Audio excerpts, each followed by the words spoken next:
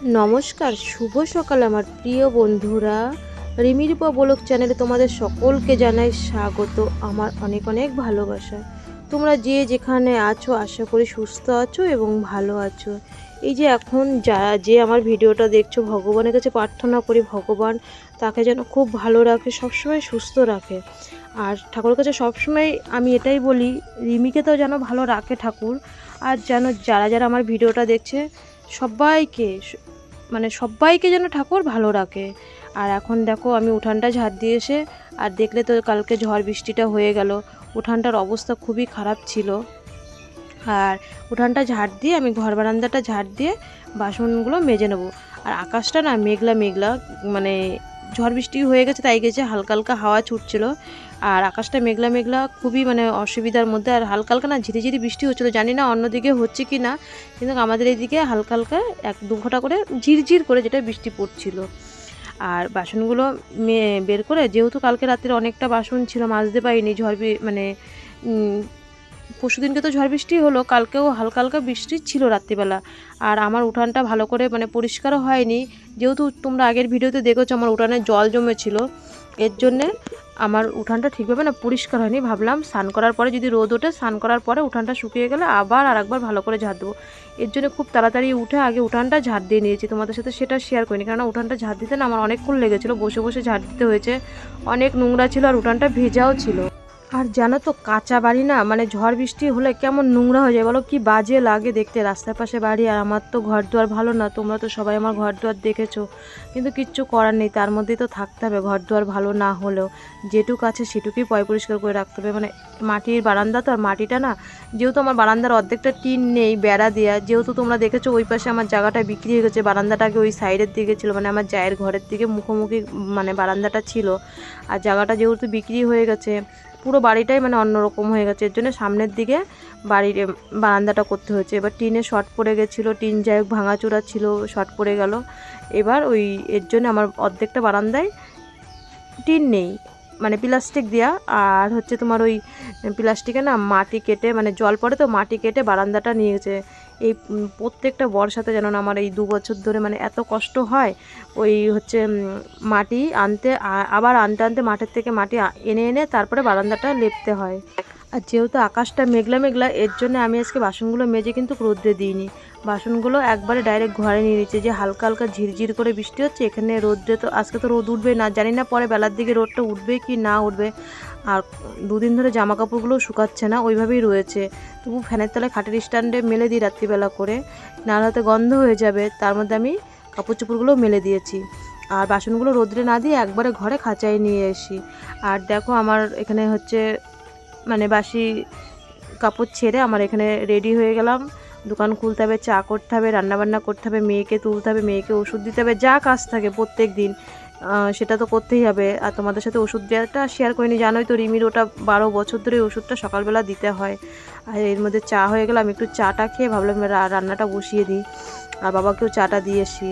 ভাবছি কী রান্না করি, সকালবেলা ঝিঙে আর কটা পটল রয়েছে, তা কী করব, ভাবলাম একটু তেল পটল করি। রিমি অনেক দিন ধরে বলছিল তেল পটল খেতে যাচ্ছে, কিন্তু পটলগুলো তো শুকিয়ে যাচ্ছে, ঘরের মধ্যে এনেছি 3-4 দিন হয়ে গেলো বাজার করেছে, পটলগুলো শুকিয়ে যাচ্ছে। ভাবলাম আজকে একটু তেল পটলই করি, যেহেতু পরে আমাদের মাছ এনেছিল, পাবদা মাছ এনেছিল, বেশি বড় না, ছোটো ছোটোই এনেছিল পাবদা মাছগুলো। তাই ভাবলাম ওটা তো পোস্ত দিয়ে করবো, তাহলে এটা সর্ষে বাটা না দিয়ে আর একটু যেহেতু মেঘলা মেঘলা রয়েছে, 2 দিন ধরে ঠান্ডা ঠান্ডা ভাব, সেরকম গরম না, তাহলে একটু পেঁয়াজ দিয়ে 1 কোয়া রসুন দিয়ে আদা জিরে বাটা দিয়ে তেল পটলটা আমি অবশ্য করেছি। আর রিমি ওই তেল পটলটা হলে না সকালবেলা বেশ ভালোভাবে খায়, আর বাবাও ভালো খেয়েছে তেল পটলটা দিয়ে, এর জন্য আমি তেল পটলটাই করলাম। আর এর মধ্যে দেখো কাটতে কাটতে দোকানে লোক আসে, মালও নামাতে হয়, এইভাবেই তো সংসার করতে হয় বলো। আর এই যে দেখো মালটা নামিয়ে নিলাম, আর দোকানে লোক এসছে, বাবা আর মেয়ে গেছে, দুজনেই বাজারে গেছে আজকে, নাতি আর দাদু মিলে। আর আমি এদিকে দোকান দেখবো না রান্না করব, কিন্তু আবার টাইম মতন ভাত দিতে হয়। আর এদিকে দোকান যাদের কাছ থেকে মাল নামায় তারাও চলে এসেছিলো, এর জন্যে দোকানে মাল দিতে চলে গেলাম। আমার এক বোন বলছে কমেন্টে, চলো তোমাদের সুন্দর সুন্দর কমেন্টগুলো এখন পড়ে শুনিয়ে দিই। আমার এক বোনু বলছে, ছোট্ট বোনু, যদি ভিডিওটা দেখে থাকো, সুপর্ণা মাল্টি ব্লগ, বলছে দিদিভাই তুমি কত সুন্দর শাড়ি পরে কাজ করো। আমি না শাড়ি পরতেই পারি না, জানো তো শাড়ি কেন পরতে হয় আমার? একেতে তো দোকান আছে, আমার শাশুড়ি মা 2020-তে মারা গেছে, 4 বছর হলো মারা গেছে। শাশুড়ি মা না পছন্দ করতো না, আমাদের দুই বউকেই শাড়ি মানে নাইটি পরা পছন্দ করতো না, আমাদের শাড়ি পরতে হতো। হয়তো মানে যদি নাইটি পরতাম 2-1 সময় মুখটা ফুলান দিয়ে থাকতো। এবার দেখো অশান্তি তো আমার ভালো লাগে না, এর জন্য আমরা সে থেকে শাড়িই পরি। কিন্তু এখন উনি মরে যাওয়ার পরে অল্প অল্প নাইটি পরি, কিন্তু যেহেতু দোকানে আমার আসতে হয় এর জন্য শাড়িটাই বেশি পরি।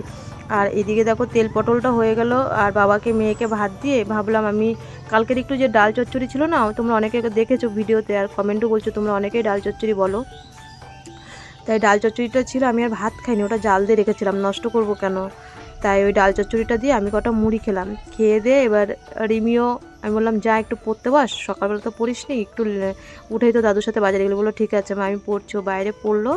আর আমি এর মধ্যে ঘরটা গুছিয়ে নিলাম, পুরো ঘরটা আগে গুছিয়ে তারপরে বিছনাটা গুছিয়ে নিলাম। আর রিমির তো বইয়ের খাঁচাটা একদমই ভেঙে গেছে, মানে কিনা হচ্ছে না, যেহেতু আমরা ভেলুরে চলে যাব আর কয়দিনের মধ্যেই, 1 সপ্তাহ 10 দিনের মধ্যে। তোমরা তো ভিডিও আসবে সবই দেখতে পারবে, রিমির পাশে তো থাকবেই। এর জন্য ঘরটা গুছিয়ে তারপরে আবার রান্না করতে হবে, কিন্তু আমার জন্য তো 3 বারই রান্না করতে হয়। আর একবার যদি রান্নাতে উঠে যায় না, সেই রান্নাটা করতে একদমই ভালো লাগে না। সকালবেলা একবার রান্না করি, মাছটা যেহেতু লেটে আসে এর জন্য না আমার রান্নাটা লেট হয়ে যায়। তাই সুপর্ণা এই কারণেই আমার শাড়ি পরার অভ্যাসটা এখনও রয়েই গেছে, যেহেতু আমার শাশুড়ি মা পছন্দ করতো না। একবার যেন কি হয়েছে, ওই যে আমার ছোটো ভাসুর আর ছোটো যা, তখন রিমি অনেক ছোট আর রানাও ছোট, ওই যে দেখলে যে লুড্ডু খেললো, ওরা দিল্লিতে গেছিলো। আমার জেঠি শাশুড়ি ঘরে তালা মারতে পারছিল না বলে, আমি তখন রিমি অনেক ছোট, রিমির বয়স তখন 2 বছর, হসপিটাল থেকে রিমিকে ব্লাড দিয়ে এসে রাত্রিবেলা। এবার আমার জেঠি শাশুড়ি বলছে কি যে আমাকে বলছে রূপা একটু ঘরটা তালা দিয়ে যেত, যেহেতু তখন আমার মেজো ভাসুর আর সেজো ভাসুর ছিল, জ্যাঠা শ্বশুরের বাড়ির কথা, মানে এক বাড়ির ভিতরেই। আমি নাইটি পরে যাবো বলে আমার শাশুড়ি বলে নাইটি খুলে থুয়ে যা।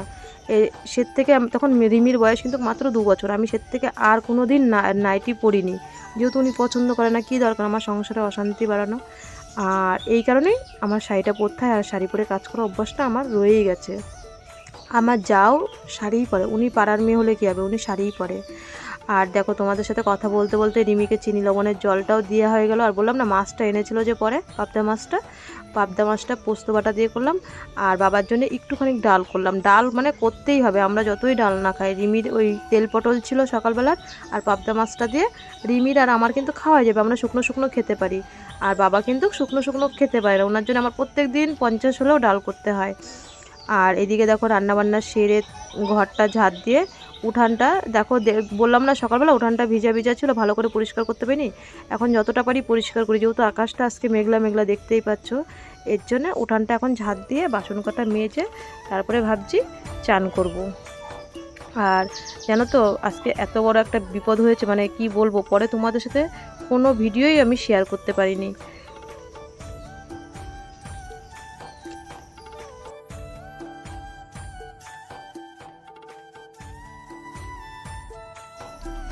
আজ বাসন কটা মেজে এবার স্নান করে নেবো। এবার আমি জানো তো হঠাৎ করে কি হলো, আমি বাইরে স্নানটা করে বাইরে বসে আছি, আর মানে ফোনটা দেখছিলাম, আর রিমি ঘরে ঘুমাচ্ছিল। রিমিকে আর ও দাদুকে ভাত দিয়ে দিয়েছিলাম। আমি যেহেতু সকালবেলা আমি একটু স্নান টাইপের মতন করি, একটু লেটেই আমি স্নানটা করি, তোমরা তো আমার প্রত্যেকটা ভিডিও দেখো, যেহেতু সকালে একবার স্নান করি, এটা আমার 12 মাসের অভ্যাস, যেহেতু সকালবেলা স্নান করি এর জন্য বিকালবেলা একটু লেটেই করি। সবাই তো গরমকালে তাই করে, তোমরাও তো তাই করো তাই না বলো? আর তোমাদের যদি আমার এই ভিডিও থেকে কিছু শিখে থাকো অবশ্যই কমেন্টে জানিও, আমিও তোমাদের ভিডিও থেকে অনেক কিছু শিখি। আর এদিকে দেখো আমার বাসনগুলো মাজা হয়ে গেল মেজে। আমি তো আজকে যেহেতু মেঘলা মেঘলা আকাশ, আমার বাইরে মানে গুছানোর মানে বাইরে আমি আর উপর করিনি, একবারে ঝুড়িতে উপর করে আধা ঘন্টা রেখে তারপরে নিয়ে গেছি। আর এর মধ্যে দেখো আমার ঘরে এত বড় বিপদ ঘটেছে, রিমি ঘরে ঘুমাচ্ছিল আর আমি বাইরে বসেছিলাম, হঠাৎ রিমি দেখি কি ঘুমাচ্ছে, আমি বাইরের থেকে শুনতে পাচ্ছি ছ্যাঁচ ছ্যাঁচ ছ্যাঁচ ছ্যাঁচ আওয়াজ। এই যে দেখো কারেন্টের তারটা এইভাবে পুড়ে ঝুলে আগুন জ্বলছে, আর ফ্যানের থেকে দপদপ করে আগুন জ্বলছে। আমি ভয়তে থরলে কেঁপে যেন না রিমিকে বের করে নিলাম, বের করে নিয়ে আমি থরলে কাঁপছি, ঘরের মধ্যে পুরো আগুন ধরে গেছে।